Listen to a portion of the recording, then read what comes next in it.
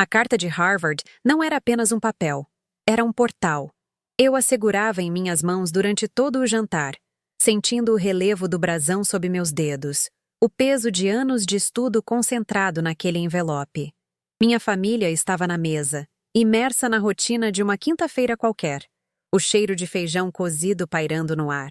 Quando finalmente criei coragem para anunciar, minha voz saiu mais baixa do que eu esperava. Uma mistura de orgulho e súplica por validação. Eu passei, disse eu. Consegui uma bolsa integral para estudar em Harvard. Por um instante, o silêncio foi preenchido por uma possibilidade. Um universo onde minha conquista seria celebrada. Mas esse universo se desfez com a risada curta e cortante da minha mãe. Ela não olhou para a carta, apenas para mim, com um desdém que congelou meu sangue. E você vai com que dinheiro? Ela disse, a voz afiada.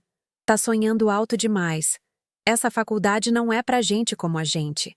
A frase não foi um conselho, foi uma sentença. Ela não estava preocupada com a logística, estava definindo meu lugar no mundo. Um lugar que, para ela, ficava bem longe de qualquer sonho de grandeza. O silêncio que se seguiu foi mais devastador do que qualquer grito. Meu pai, Roberto, um homem que se tornou mestre na arte de não existir durante tempestades, fixou o olhar no seu prato de arroz e bife, como se ali estivesse a resposta para um problema matemático complexo. Seu garfo e faca pararam no meio do caminho, suspensos no ar, o único sinal de que ele havia ouvido. Ao lado dele, minha irmã Larissa, a filha de ouro, a quem todas as oportunidades e recursos sempre foram direcionados, não conseguiu esconder um pequeno sorriso de superioridade. Era um sorriso que dizia: eu sabia. Você nunca pertenceu a este lugar, mas também nunca pertencerá àquele. Naquele momento, na cozinha apertada do nosso apartamento, eu não estava apenas sendo humilhada pela minha mãe. Estava sendo exilada pela minha família inteira. A passividade do meu pai e a satisfação da minha irmã eram a ratificação silenciosa das palavras dela. Eu estava completamente, inegavelmente sozinha. A solidão era tão palpável quanto o garfo frio em minha mão. A comida no meu prato perdeu o sabor. Cada garfada parecia um ato de submissão, uma aceitação silenciosa da minha insignificância. Por fora, eu permaneci imóvel, a máscara de filha responsável que usei por 18 anos firmemente no lugar. Mas por dentro, algo se quebrou de forma definitiva. Não foi o meu coração, mas a corrente invisível que me prendia à necessidade da aprovação deles. A dor era aguda, uma pontada física no peito, mas sob ela, uma nova sensação começou a emergir, fria e estranhamente calma. Era a clareza. A clareza de que eu passei a vida inteira tentando ser a filha que eles queriam, a peça que se encaixava no quebra-cabeça familiar, apenas para descobrir que eles nunca tiveram a intenção de me deixar caber.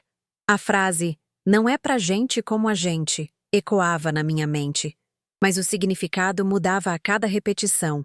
No início, era uma condenação. Aos poucos, tornou-se uma libertação. Se aquele mundo não era para mim, então eu não devia mais nada a ele. A boa filha, a que não dava trabalho, começou a morrer naquela mesa de jantar. Aquela noite foi o ponto final de uma história e o prólogo silencioso de outra. Foi a última vez que pedi permissão para existir. Eles achavam que tinham apagado uma chama, mas, na verdade, apenas me mostraram que a única saída era usar aquela chama para queimar a ponte que nos conectava. O desprezo deles se tornou meu combustível, a descrença deles, meu mapa. Eu ainda não sabia como, mas sabia que iria embora. Não para provar que eles estavam errados, mas para provar a mim mesma que eu estava certa em acreditar em mim. A jornada que se seguiu não foi sobre sucesso acadêmico ou profissional. Foi sobre a reconquista da minha própria identidade, uma peça de cada vez. Eu me pergunto se você, que me ouve agora, já teve um sonho tão grande que ele simplesmente não cabia na sala de jantar da sua família. Se sim, talvez você entenda o que senti naquele exato momento. Aquele jantar não terminou quando nos levantamos da mesa. Ele se estendeu pela noite, um silêncio denso e acusatório que preenchia os corredores do apartamento. O som da televisão na sala, Onde minha mãe e Larissa assistiam à novela, parecia vir de outro mundo. Meu pai se trancou no pequeno escritório que ele improvisou na varanda, seu refúgio habitual para fugir de qualquer coisa que se assemelhasse a um sentimento. Fiquei no meu quarto, a porta fechada, com a carta de Harvard sobre a escrivaninha. Ela parecia um artefato de uma vida que não me pertencia. A reação da minha mãe não foi um choque, não de verdade. Foi uma confirmação. A confirmação de que, para ela, eu era como uma peça de mobília, útil, confiável, mas que jamais deveria sonhar em se tornar a casa inteira. A dor não vinha da surpresa, mas da brutal honestidade daquele momento. Foi a primeira vez que a regra não dita da nossa família foi verbalizada em voz alta. Os meus sonhos não tinham espaço naquele orçamento, nem emocional, nem financeiro. Eles sempre foram um luxo que só podíamos pagar para a minha irmã. Lembro-me de quando eu tinha 10 anos. Eu havia ganhado a Olimpíada de Matemática da escola, uma medalha de metal dourado pendurada numa fita azul que parecia a coisa mais importante do mundo. Cheguei em casa eufórica, correndo para mostrar à minha mãe, esperando um abraço, um sorriso, qualquer coisa que validasse aquela explosão de orgulho dentro de mim. Sônia pegou a medalha, olhou-a por um segundo, o metal sem brilho sob a luz amarelada da cozinha, e a devolveu para mim com um suspiro cansado. "Deixa disso, Beatriz", ela disse, enquanto voltava a mexer uma panela no fogão. "Você não vai virar nenhuma cientista. É melhor aprender a fazer um arroz soltinho, que isso sim vai te garantir um futuro." A frase foi dita sem maldade aparente, como se fosse um conselho prático, uma verdade universal. Naquele dia, aprendi que minhas conquistas intelectuais eram vistas como um desvio de rota, uma distração inútil do meu verdadeiro propósito: ser funcional, doméstica, invisível. A medalha ficou guardada no fundo de uma gaveta, e com ela, uma parte da minha vontade de compartilhar minhas vitórias com ela. Essa dinâmica se refletia em cada centavo que entrava em casa. O dinheiro nunca era explicitamente negado a mim, mas ele simplesmente fluía em outra direção, como um rio que desvia naturalmente para o campo mais fértil. As aulas de balé de Larissa, os figurinos caros, os tênis de marca que ela precisava para se enturmar na escola. Tudo isso era tratado como um investimento no bem-estar e no futuro dela. Para mim, as necessidades eram sempre básicas e pragmáticas. Quando pedi um computador melhor para estudar programação, a resposta foi que o nosso antigo, que travava a cada 10 minutos, ainda dava para o gasto. Quando Larissa quis um celular novo porque o dela estava fora de moda, a discussão durou menos de 1 hora e terminou com uma caixa nova sobre a mesa. Eu não era negligenciada em termos de comida ou teto, mas era sistematicamente desinvestida. Eu era a conta de luz, uma despesa necessária para manter a casa funcionando. Larissa era a reforma da sala, um projeto de embelezamento no qual valia a pena gastar. O episódio mais doloroso, antes da faculdade, aconteceu no ensino médio. Eu queria desesperadamente entrar para o clube de debate. Era uma chance de aprender a argumentar, de organizar minhas ideias, de encontrar pessoas que, como eu, gostavam de pensar. O custo era irrisório. R$ 80 por mês para o transporte até a escola de outra cidade onde os encontros aconteciam. Apresentei a ideia para minha mãe com um plano detalhado, mostrando como aquilo poderia me ajudar no futuro, como era importante para mim. Ela me ouviu com uma paciência que parecia cronometrada. Quando terminei, ela balançou a cabeça. "Isso é besteira, Beatriz. Só serve para botar minhoca na sua cabeça", ela decretou. "Esses R$ 80 são quase a metade do cursinho de inglês da sua irmã. Ela sim precisa disso para o futuro dela." Foi um golpe duplo. Ela não apenas invalidou meu interesse, tratando-o como uma fantasia perigosa, mas também o colocou em uma balança contra as necessidades de Larissa, e o meu prato, como sempre, foi considerado mais leve, sem valor algum. Meu pai, Roberto, era o arquiteto silencioso desse sistema. Sua não intervenção era uma forma de consentimento. Ele via o favoritismo, ouvia os comentários depreciativos, sentia a tensão na casa, mas escolhia a paz de sua própria inércia em vez da justiça. Ele era um homem bom em consertar coisas, mas péssimo em lidar com pessoas. Se um cano vazava, ele passava o domingo debaixo da pia com uma caixa de ferramentas. Se a alma da sua filha mais velha estava rachando, ele simplesmente aumentava o volume da televisão. Seu silêncio não era ausência de opinião. Era uma decisão ativa de endossar a hierarquia estabelecida por Sônia. Em raras ocasiões, quando a injustiça era flagrante demais, ele me olhava com uma expressão de pena, um pedido de desculpas mudo que não me servia para nada. Ele era um cúmplice que se via como vítima das circunstâncias, e essa autoilusão o absolvia de qualquer responsabilidade, deixando todo o peso da dinâmica familiar sobre os meus ombros e os de minha mãe. Larissa, por sua vez, aprendeu a navegar nesse sistema com uma maestria que me assustava. Ela não era cruel de forma declarada, mas entendia perfeitamente o seu poder. Ela sabia que um beicinho no momento certo poderia lhe render um presente caro, enquanto uma conquista minha seria recebida com indiferença. Ela se tornou a personificação das expectativas da minha mãe.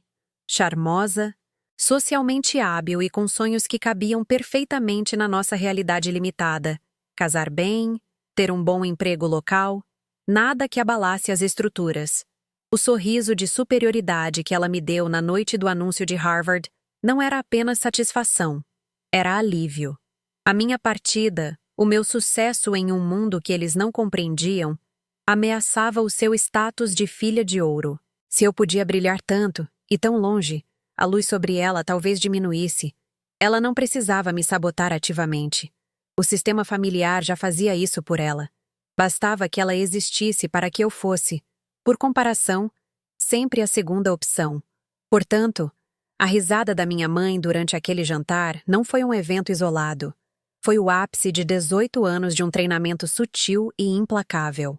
Fui treinada para ser a filha prática, a rocha, o pilar emocional que não precisava de aplausos ou investimentos.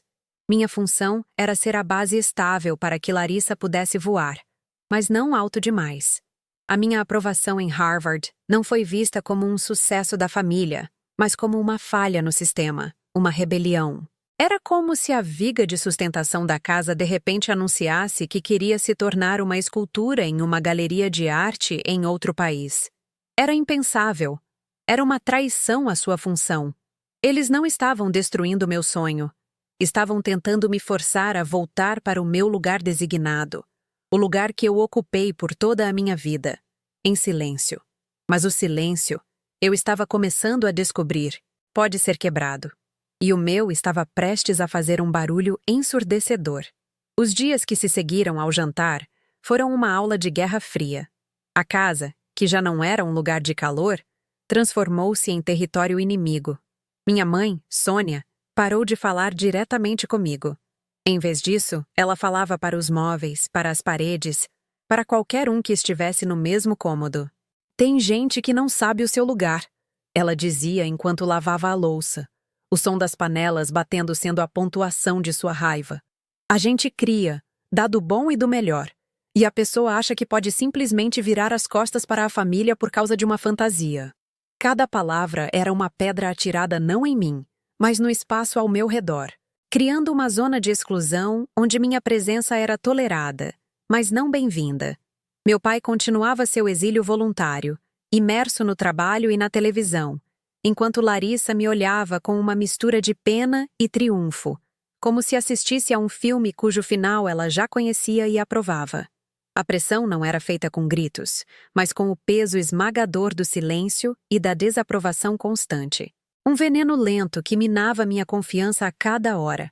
A tática de Sônia era brilhante em sua crueldade. Ela começou a orquestrar conversas telefônicas altas, sempre que eu estava por perto para ouvir. Com minhas tias, com as vizinhas, ela pintava um quadro de mim como uma filha ingrata e iludida. Não, ela não está bem.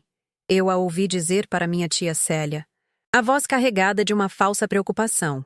Deu a louca nela. Agora inventou que vai para os Estados Unidos. Uma menina que nunca saiu daqui, sozinha naquele mundo. É egoísmo, Célia. Egoísmo puro. E a gente fica como? Com o coração na mão. Ela me transformava na vilã da história. a fonte de todo o sofrimento familiar. O ataque não era mais sobre a viabilidade financeira do meu sonho, mas sobre o meu caráter. Eu não era mais a filha que conquistou algo impossível. Era a filha que estava abandonando sua família, traindo suas origens por uma ambição que, na narrativa dela, era perigosa e imoral. Cada conversa era um prego a mais no caixão da minha reputação dentro do nosso pequeno círculo social, me isolando antes mesmo de eu ter a chance de partir. Meu conflito interno se tornou uma tempestade. Uma parte de mim, a filha condicionada por 18 anos a buscar aprovação, gritava que minha mãe estava certa. A culpa era uma criatura viva dentro do meu peito, se alimentando de cada olhar de desprezo dela. Eu me via no espelho e enxergava a egoísta que ela descrevia. A crença limitante que me paralisava era essa. Meu sucesso é uma traição.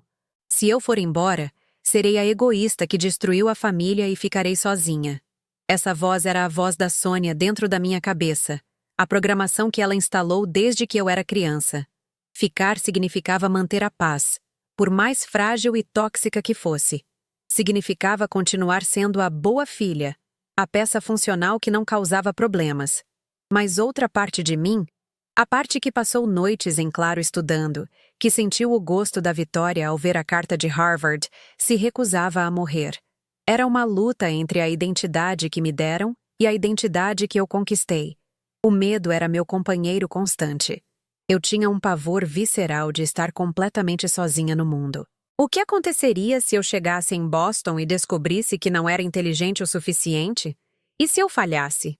Eu estaria a milhares de quilômetros de distância, sem ninguém para me apoiar, tendo queimado a única ponte que eu conhecia. O medo de provar que minha mãe estava certa era quase paralisante. Eu podia ouvir a voz dela no futuro. Eu te avisei. Você sonhou alto demais e caiu de cara no chão. Além disso, havia o medo da culpa. Eu imaginava as festas de fim de ano, os aniversários, e a minha ausência sendo usada como uma arma para justificar qualquer tristeza ou problema que surgisse. Eu seria para sempre a filha que os abandonou. Essa narrativa, criada por Sônia, era tão poderosa que quase me convenceu a rasgar a carta de aceitação e pedir desculpas por ter ousado sonhar. Permanecer parecia mais seguro, mais fácil, mesmo que significasse a morte lenta da minha alma. O ponto de ruptura, a virada silenciosa, aconteceu em uma terça-feira à noite. Eu estava no meu quarto, a porta entreaberta, fingindo ler um livro. Ouvi minha mãe no telefone novamente, desta vez com uma tia que eu mal conhecia. Sua voz estava mais relaxada, mais sincera. "Ah, deixa essa menina pra lá", ela disse, soltando uma risada. "É só uma fase. Ela acha que é melhor que todo mundo. Vai chegar lá e ver que a vida não é fácil. Logo ela volta com o rabo entre as pernas, pedindo pra gente ajudar. É sempre assim com quem tem mania de grandeza." Naquele instante, algo congelou dentro de mim. Não era mais sobre preocupação ou medo por mim. Era desprezo puro. Ela não estava com medo de que eu falhasse. Ela estava esperando por isso. Meu fracasso era a validação que ela precisava para o seu próprio sistema de crenças, para a sua visão de mundo onde ninguém da nossa família jamais poderia escapar da mediocridade. Ela não queria me proteger. Ela queria me ver contida, derrotada. Naquele momento, enquanto eu ouvia a risada dela ecoando pelo corredor, a última lágrima que eu derramaria por ela escorreu pelo meu rosto. Não foi uma lágrima de tristeza, mas de libertação. A dor aguda que eu sentia se transformou em uma clareza fria, uma determinação de aço. Eu finalmente entendi, de uma forma que nenhuma análise poderia me ensinar, que a aprovação da minha mãe nunca viria. Não importava o que eu fizesse, o que eu conquistasse, eu sempre seria vista através das lentes de suas próprias limitações e ressentimentos. Continuar buscando o afeto dela não era apenas inútil, era uma forma de autodestruição. A emoção se esvaiu, e em seu lugar, a estratégia começou a tomar forma. A boa filha que vivia dentro de mim, a que se encolhia e pedia desculpas por existir, morreu naquela noite, ao som da risada da minha mãe. O luto por essa perda foi rápido, substituído pela urgência da sobrevivência. Meu princípio guia mudou. Não era mais sobre provar que eles estavam errados ou buscar algum tipo de justiça emocional. Tornou-se sobre autopreservação. Minha dignidade pessoal estava em jogo. Eu percebi que o equilíbrio da minha família dependia do meu sacrifício, da minha anulação. Eles não eram uma família, mas um sistema projetado para manter todos em seus devidos lugares. E o meu lugar era no chão, servindo de base para os outros. Romper com isso não era um ato de egoísmo, mas um ato de sanidade. Eu parei de buscar permissão, mesmo dentro da minha própria mente. O foco mudou de "o que eles vão pensar?" para "qual é o próximo passo lógico?" A questão não era mais se eu iria, mas como. A cozinha onde fui humilhada, o corredor onde fui sabotada, o quarto onde chorei pela última vez, tudo isso se tornou o mapa do território do qual eu precisava escapar. A decisão estava tomada. Não haveria mais discussões, nem tentativas de fazê-los entender. A partir daquele momento, eu operaria em silêncio, como uma agente em território hostil. Meu plano começou a se formar, não com raiva, mas com uma calma assustadora. Eu me tornaria a pessoa prática e funcional que eles sempre disseram que eu deveria ser, mas usaria essas qualidades para o meu próprio benefício. Eles queriam que eu não desse trabalho? Perfeito. Eu não daria trabalho algum. Eu simplesmente desapareceria de suas vidas, de forma metódica e irreversível. É um lugar estranho e solitário esse limite, o ponto exato em que a necessidade de ser amado é superada pela necessidade de sobreviver.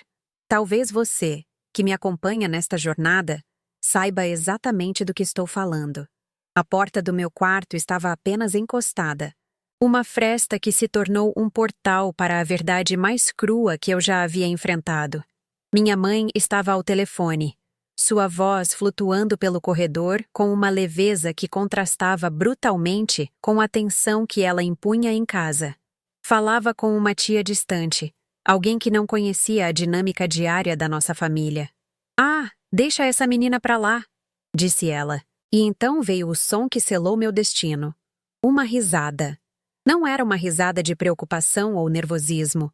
Era uma risada de desprezo, de quem comenta sobre uma piada particular. É só uma fase. Ela acha que é melhor que todo mundo. Vai chegar lá e ver que a vida não é fácil. Logo ela volta com o rabo entre as pernas, pedindo pra gente ajudar. É sempre assim com quem tem mania de grandeza.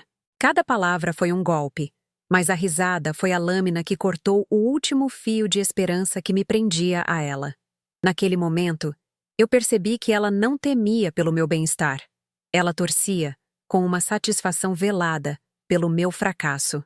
Naquele corredor mal iluminado, enquanto a voz dela continuava a desfiar sua profecia de minha derrota, uma única lágrima escorreu pelo meu rosto.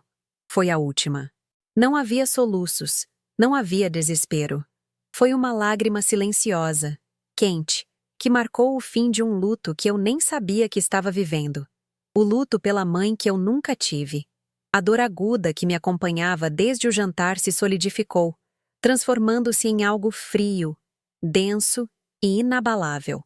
Era como ver um prédio desmoronar em câmera lenta, e quando a poeira baixa, perceber que a única coisa que restou de pé foi a viga de aço que sustentava tudo. Eu era aquela viga. A boa filha, a menina que se encolhia para caber em espaços pequenos, que pedia desculpas por sonhar, morreu ali, ao som daquela risada. O que nasceu em seu lugar foi algo diferente. Algo mais duro, forjado no fogo daquela humilhação final. A emoção se esvaiu, e em seu lugar, a lógica assumiu o comando. A clareza que me invadiu foi assustadora e libertadora. Eu finalmente entendi a mecânica perversa da minha família. Eles não queriam me proteger do mundo. Eles queriam proteger o mundo deles de mim.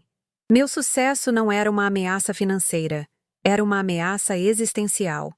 Se eu, a filha funcional e sem brilho, pudesse alcançar algo tão extraordinário, isso invalidaria todo o sistema de crenças que mantinha minha mãe no controle e minha irmã no pedestal.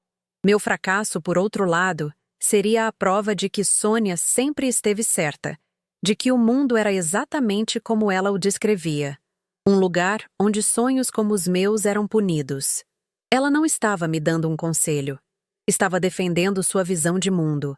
Uma visão na qual ela precisava desesperadamente que eu falhasse para continuar se sentindo segura em suas próprias escolhas e limitações. A busca pela aprovação dela não era uma batalha que eu estava perdendo. Era uma guerra que eu nunca poderia vencer, pois minha vitória significaria a derrota dela. Meu princípio guia mudou naquela noite, de forma instantânea e irreversível. A necessidade de ser amada foi substituída pela necessidade de sobreviver. A dignidade pessoal tornou-se o único norte da minha bússola.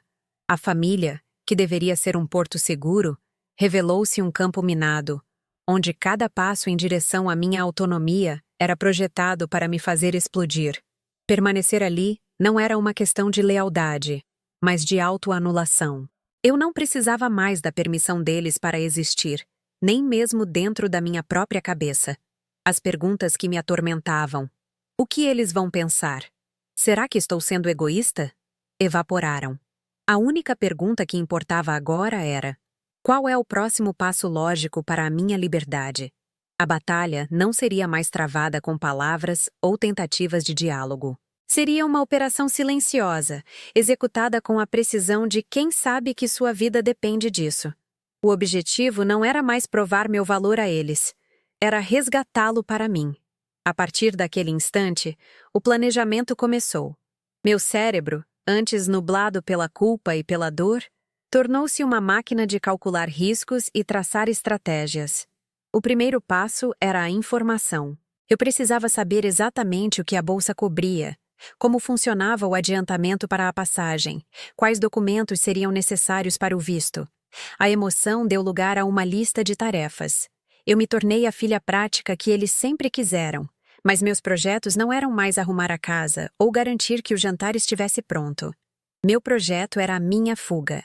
Eu usaria a invisibilidade que me foi imposta como um manto. Eles me treinaram para não dar trabalho, para resolver meus problemas em silêncio. E era exatamente isso que eu faria. Eles não veriam minhas noites em claro pesquisando sobre o processo do visto. Nem saberiam das minhas visitas secretas à Lan House para imprimir formulários. Eu me moveria pelas sombras da casa, um fantasma com um propósito de aço. Minha decisão estava selada, não com um grito de raiva, mas com o clique silencioso de uma porta se fechando dentro de mim. Não haveria mais confrontos, nem apelos emocionais. Eu pararia de jogar um jogo cujas regras foram criadas para me fazer perder. Em vez disso, eu viraria o tabuleiro. Eles esperavam que eu chorasse, que eu implorasse, que eu eventualmente desistisse. Eu lhes daria o oposto. Um silêncio obediente, uma calma superficial que mascararia a atividade frenética por baixo. Eles pensariam que haviam vencido, que a fase de rebeldia havia passado. Mal sabiam eles que não era uma fase, era uma metamorfose. A lagarta não estava voltando para o casulo. Ela estava secretamente construindo asas. E quando eles finalmente percebessem, eu já estaria em outro continente, voando para longe do alcance de suas vozes e de suas expectativas limitadas. A guerra não seria declarada. Ela seria vencida em silêncio. O dia seguinte não amanheceu com uma explosão de coragem, mas com o zumbido monótono do despertador às 6 da manhã, como sempre. A diferença era que, pela primeira vez, o som não era um chamado para a rotina de servidão, mas o tiro de partida para a minha própria libertação. Enquanto a casa ainda dormia, eu me sentei em frente ao nosso computador antigo e barulhento, a única luz no quarto vindo da tela amarelada. Minhas mãos não tremiam. Havia uma calma gélida em meus movimentos, enquanto eu abria meu e-mail e começava a redigir a mensagem mais importante da minha vida. O destinatário. O escritório de ajuda financeira de Harvard. O texto era formal, direto, desprovido de qualquer emoção. Eu confirmava a aceitação da bolsa, agradecia a oportunidade e, de forma pragmática, solicitava informações detalhadas sobre o programa de apoio para estudantes internacionais, mencionando especificamente a necessidade de um adiantamento para a compra da passagem aérea. Cada palavra era um tijolo que eu colocava no muro entre o meu passado e o meu futuro. Eu não estava pedindo permissão, estava executando um procedimento. A espera pela resposta foi a parte mais difícil. Cada vez que minha mãe passava pelo meu quarto e me via no computador, ela assumia que eu estava fazendo algum trabalho escolar sem importância. Não fica aí o dia todo que a conta de luz vem alta. Ela dizia, sem sequer olhar para a tela. Essa negligência que antes me feria, agora era meu maior trunfo. Eu era invisível, e isso me dava liberdade total de movimento. 2 dias depois, a resposta chegou. Um e-mail com o brasão da universidade no topo, vindo de uma pessoa real, com um nome e um cargo. Eles não apenas confirmaram todos os detalhes da bolsa, mas me enviaram os formulários para solicitar o adiantamento, tratando meu pedido como um procedimento padrão e esperado. Aquela mensagem era mais do que uma confirmação logística. Era uma validação externa de que meu sonho não era uma mania de grandeza, mas uma realidade tangível, reconhecida por uma das instituições mais respeitadas do mundo. Imprimi os formulários na papelaria do bairro, escondidos dentro de uma pasta de biologia, e senti o peso real do papel em minhas mãos. O plano estava em movimento. O passo seguinte era proteger minha identidade. Literalmente. Meus documentos eram a chave para a minha saída, e eu não podia arriscar que fossem perdidos ou retidos em um acesso de raiva da minha mãe. Numa tarde de sábado, enquanto Sônia e Larissa estavam no shopping, aproveitando uma promoção, eu agi. Juntei minha certidão de nascimento, meu histórico escolar, meu passaporte recém-tirado com o dinheiro que juntei de pequenos trabalhos. Fui até a Lan House no centro da cidade, um lugar barulhento e anônimo, e pacientemente escaneei cada página, uma por uma. O zumbido do scanner era a trilha sonora da minha emancipação. Salvei tudo em uma pasta criptografada em um serviço de nuvem, com uma senha que só eu saberia. O backup digital estava feito. Agora, eu precisava proteger os originais. A segurança deles era a garantia de que, quando chegasse a hora, nada físico poderia me impedir de cruzar a fronteira para a minha nova vida. Liguei para a Camila, minha única amiga de verdade. A única pessoa que sabia dos meus sonhos e nunca os diminuiu. Marcamos de nos encontrar em uma praça, longe de olhares curiosos. Entreguei a ela uma pasta grossa com todos os meus documentos originais. A desculpa que usei foi plausível. Estou me inscrevendo para um programa de trainee online e eles pedem cópias autenticadas de tudo. Tenho medo que minha mãe jogue fora sem querer, você sabe como ela é. Pode guardar para mim por umas semanas? Camila não fez muitas perguntas. Ela apenas olhou nos meus olhos, viu a urgência ali e assentiu. Fica tranquila, Bia. Vão estar mais seguros comigo do que num cofre de banco, ela disse. E aquele simples ato de confiança foi como um copo de água no deserto. Ao voltar para casa, senti um alívio imenso. Eu havia descentralizado meu futuro. Mesmo que minha casa pegasse fogo, minha identidade e minha passagem para a liberdade estariam a salvo. Eu não dependia mais daquele espaço físico para existir. Com a logística da viagem encaminhada, faltava o recurso mais básico: dinheiro vivo. A bolsa cobriria tudo lá. Mas eu precisava de um fundo de emergência para as primeiras semanas, para qualquer imprevisto. A solução estava ao meu redor, nas coisas que definiam minha vida até então. Meu notebook antigo, que me acompanhou em tantas noites de estudo, e minha coleção de livros, meu único refúgio. Vender cada um deles foi como arrancar uma pequena parte de mim, mas era um sacrifício necessário. Tirei fotos cuidadosas, criei anúncios detalhados em sites de venda online, usando um nome de usuário genérico. Negociei preços com estranhos por mensagens, marcando encontros em locais públicos para entregar os itens. Cada nota de 50 ou 100 reais que eu recebia era guardada em uma pequena caixa de metal escondida no fundo do meu guarda-roupa. Eu estava, na prática, liquidando meu passado para financiar meu futuro. Foi um processo lento e doloroso, mas cada venda me deixava mais leve, mais livre. Em 2 semanas consegui juntar pouco mais de 2.000 reais. O dinheiro, em notas amassadas, representava mais do que poder de compra. Era a prova concreta da minha determinação. Enquanto isso, a vida em casa seguia seu curso normal. Minha mãe continuava com suas indiretas, meu pai com seu silêncio e Larissa com seus planos para o fim de semana. Eles me viam sentada à mesa de jantar, quieta como sempre, e interpretavam meu silêncio como submissão, como a aceitação da minha derrota. Eles acreditavam que a fase Harvard havia passado, que eu tinha finalmente caído na real. Mal sabiam eles que meu silêncio não era rendição, mas concentração. Eu estava jogando uma partida de xadrez em minha mente, movendo peças que eles nem sabiam que existiam no tabuleiro. A confiança cega deles em seu próprio poder sobre mim era a minha maior vantagem. Eles não estavam olhando, e por isso eu podia construir minha rota de fuga bem debaixo de seus narizes. A cada passo concluído, uma nova camada de medo se desfazia, substituída por uma certeza fria. O e-mail com a passagem aérea comprada chegou em uma terça-feira. A data do voo estava marcada. Dali a 10 dias. Olhei para aquele código de reserva na tela e senti o mundo girar. Não era mais um plano, uma fantasia. Era um fato. Havia um assento com meu nome em um avião que cruzaria o Equador.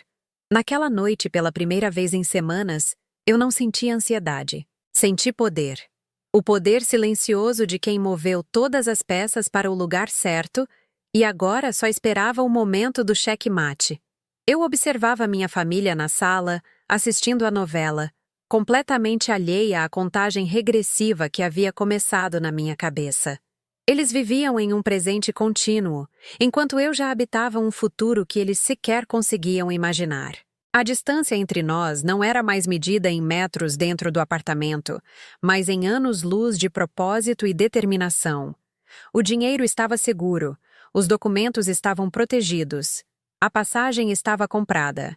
Meu pequeno exército de uma mulher só estava pronto para a batalha final, que não seria travada com gritos, mas com um anúncio calmo e uma mala pronta. Escondi a mala de viagem, comprada com parte do dinheiro que juntei, debaixo da minha cama. A cada noite, secretamente, eu colocava dentro dela uma peça de roupa, um livro, uma lembrança. Era um ritual silencioso, uma preparação metódica para o dia em que eu simplesmente não estaria mais ali. Olhando para a minha vida se condensando dentro daquela mala, eu percebi que a parte mais difícil já havia passado. A luta interna, a culpa, o medo. O que restava era apenas a execução. Eu havia construído a minha ponte para fora daquele lugar, uma tábua de cada vez, no escuro, enquanto todos dormiam. Eles achavam que tinham me encurralado, que tinham fechado todas as portas, mas se esqueceram de que eu sempre fui boa em encontrar saídas onde ninguém mais via. Eles me ensinaram a ser prática, a não dar trabalho, a resolver tudo sozinha. E eu usei exatamente essas lições para arquitetar minha partida. A ironia era tão amarga quanto a minha recém-descoberta liberdade. Todo o meu plano foi construído com as ferramentas que eles mesmos me deram, mas apontadas na direção oposta à que eles esperavam. É curioso como, às vezes, a única forma de construir algo novo para si é usando os escombros do que tentaram fazer de você. Talvez você já tenha se visto nessa situação, tendo que montar seu próprio quebra-cabeça de fuga em silêncio, esperando o momento certo de revelar a imagem completa. O confronto final não aconteceu em uma cozinha barulhenta, com gritos e acusações. Aconteceu 10 anos depois da minha partida.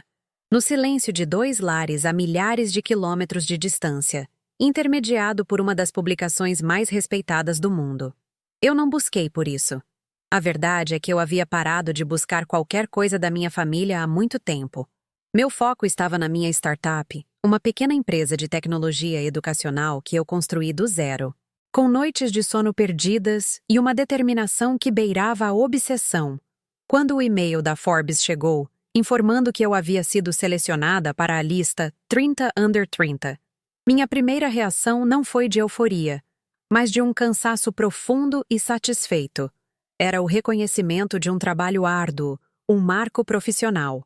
Eu não fazia ideia de que aquela honra, destinada a celebrar meu futuro, se tornaria a ferramenta que finalmente acertaria as contas com o meu passado.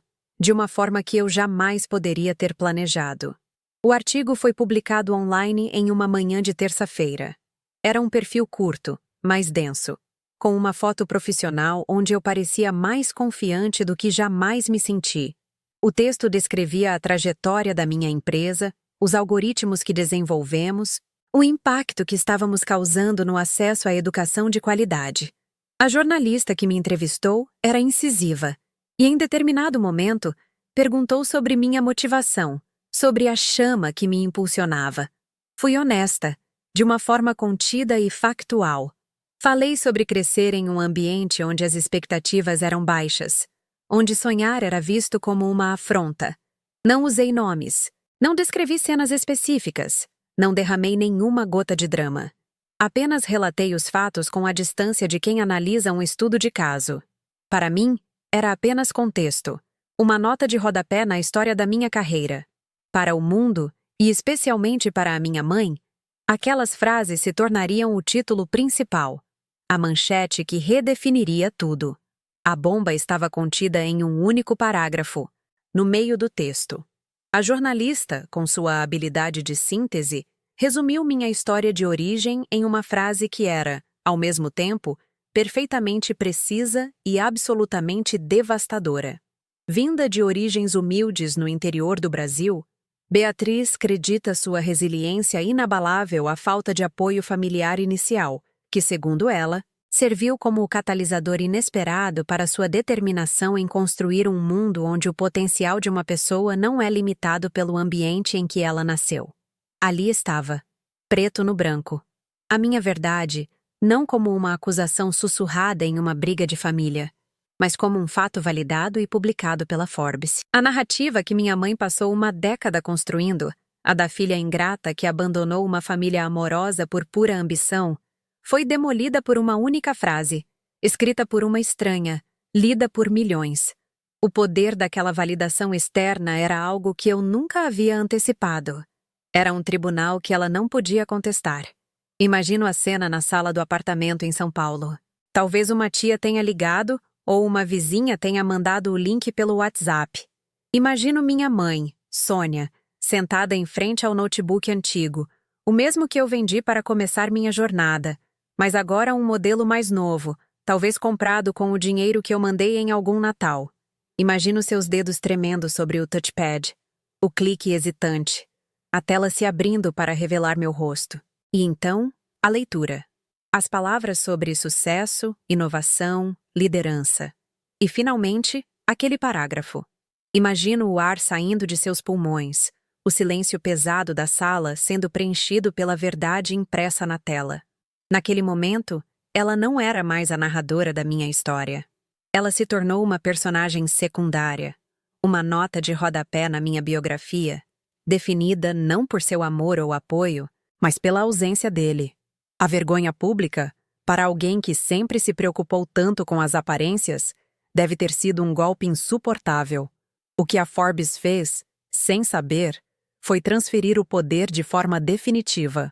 Por 10 anos, Sônia controlou a narrativa dentro do nosso pequeno círculo social. Ela era a mãe sofredora, a vítima da ambição de uma filha egoísta. Eu era a vilã distante, cujos sucessos eram sempre minimizados ou ignorados. Agora, uma autoridade incontestável estava dizendo ao mundo a verdade. Eu não era a ingrata. Eu era a resiliente. Ela não era a vítima. Ela era o obstáculo.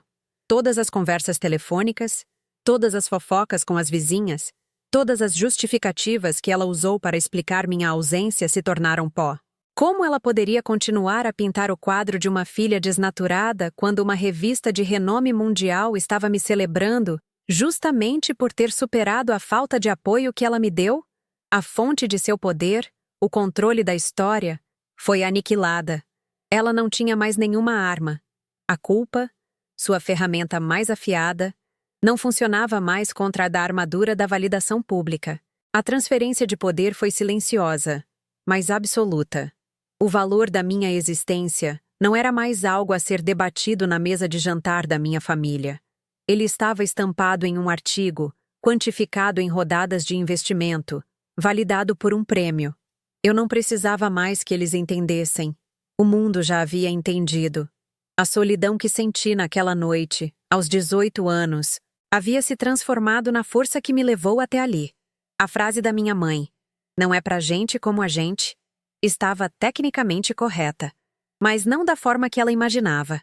Aquele mundo de reconhecimento e sucesso não era para ela, que escolheu ficar parada, mas era sim para mim que decidi caminhar, mesmo que isso significasse caminhar sozinha. O poder não foi tomado à força. Ele simplesmente fluiu para onde havia mérito, deixando um vácuo no lugar onde antes havia apenas controle e amargura. Naquela noite, meu celular tocou. O número era do Brasil, o número da casa dos meus pais. Eu olhei para a tela, para o nome Mãe, brilhando no escuro do meu apartamento em Nova York. O som da chamada parecia diferente. Não era mais o som de uma convocação, de uma obrigação, de uma possível avalanche de culpa. Era o som de um mundo antigo tentando fazer contato com um novo. Era a voz do passado pedindo para ser ouvida pelo presente. Eu respirei fundo.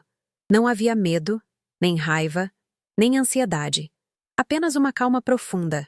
A calma de quem finalmente estava no controle do próprio roteiro. Eu sabia que, do outro lado da linha, não estava a matriarca poderosa que um dia me sentenciou ao fracasso, mas uma mulher cuja narrativa havia desmoronado, e a decisão de atender, ou não, pela primeira vez na minha vida, era inteiramente minha. Eu atendi a ligação. O som que veio do outro lado da linha não era o da voz autoritária e cortante que assombrou minha adolescência, mas o de um choro fraturado, confuso. Era Sônia, mas a versão dela que havia perdido o controle do roteiro. Entre soluços, ela perguntava como puderam escrever aquilo. Como eu tive coragem de expor a família daquela maneira, misturando acusações com um desespero que beirava a súplica. Eu a ouvi em silêncio, olhando as luzes de Nova York que piscavam do outro lado da minha janela. Não havia raiva em mim, nem um pingo de triunfo. Apenas uma distância calma, quase clínica. Respondi com frases curtas e educadas, sem oferecer consolo nem aceitar a culpa que ela tentava, por hábito, me entregar. O artigo apenas relatou os fatos, mãe. Sinto muito que tenha te magoado.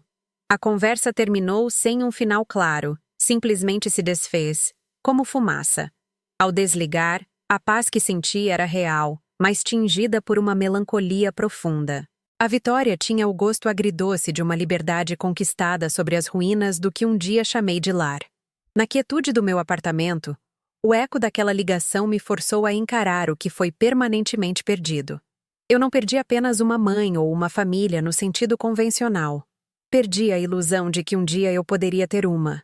Perdi a esperança infantil de que, com esforço suficiente, com sucesso suficiente, eu poderia finalmente comprar o amor e o orgulho que nunca me foram dados de graça.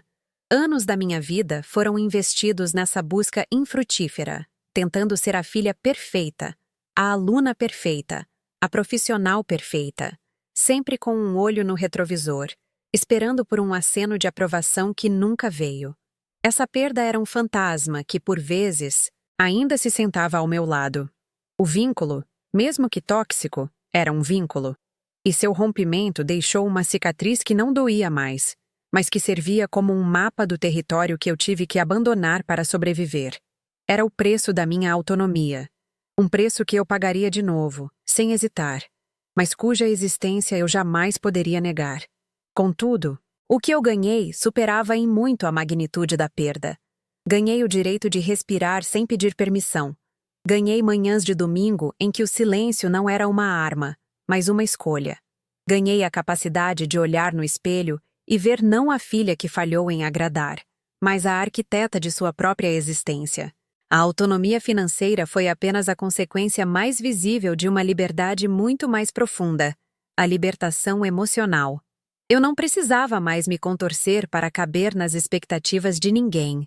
Meu valor não era mais um item em debate na mesa de jantar da família. Era um fato estabelecido pelo meu trabalho, pela minha resiliência, pela vida que construí tijolo por tijolo. A menina que vendia seus livros para comprar uma passagem de avião havia se tornado uma mulher que financiava projetos educacionais para outras meninas como ela. Essa transformação era meu verdadeiro patrimônio, um capital que nenhuma crise familiar ou artigo de revista poderia jamais me tirar. No final, eu me vejo não como uma vítima das circunstâncias, mas como uma sobrevivente de um ambiente que tentou me podar. O silêncio, a distância, a frieza estratégica que adotei não foram atos de vingança, mas ferramentas de autopreservação. O único bisturi que eu tinha para cortar o cordão umbilical tóxico que me sufocava. A jornada foi solitária e, por vezes, aterrorizante, mas me ensinou a lição mais crucial de todas. A validação mais importante é aquela que damos a nós mesmos. A menina que foi sentenciada a uma vida pequena porque não era pra gente como a gente, aprendeu a construir seu próprio universo. Um universo grande o suficiente para abrigar todos os seus sonhos. E nesse universo, finalmente, eu estava em casa. A paz não veio do perdão ou da reconciliação, mas da aceitação serena de que algumas portas precisam ser fechadas para que a gente possa, enfim, ver o horizonte inteiro pela nossa própria janela.